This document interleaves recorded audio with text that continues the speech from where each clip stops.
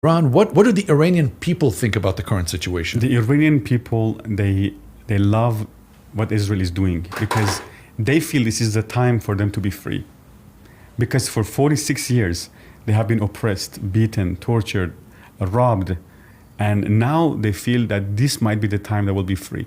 You know, if you're a prisoner, a hostage, and somebody comes and fights with your oppressor, you will like your oppressor, the one who's fighting with your oppressor. Right. So Iranian people think that Israel is kind of their redeemer. We know that the Lord is our redeemer, but God throughout history has used different governments to judge other governments. God used the Persians to judge the Babylonians. Right. God used the Greeks to judge the Persians. So God is using Israel to judge this nation, this regime in Iran. You know, in Genesis 18, when God appeared to Abraham, beside telling him that he was going to have a son next year, he said this, and he wanted to judge Sodom and Gomorrah. He said, I have heard many complaints against Sodom and Gomorrah. Now imagine 46 years, Iranian people How much complaint has God heard against the current exactly. regime? Yeah. And not only that, when October 7 happened, I saw these innocent Jewish people, the Bibas family, these people who were murdered, killed in a most grotesque way.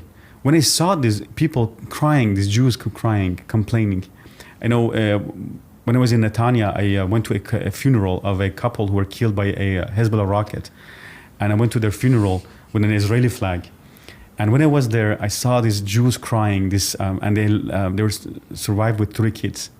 So these 3 kids, most teenager, were crying, they lost their parents. And I was looking at them, and I said, this is all because of this evil regime in Iran that sponsors arms Hezbollah, Hamas.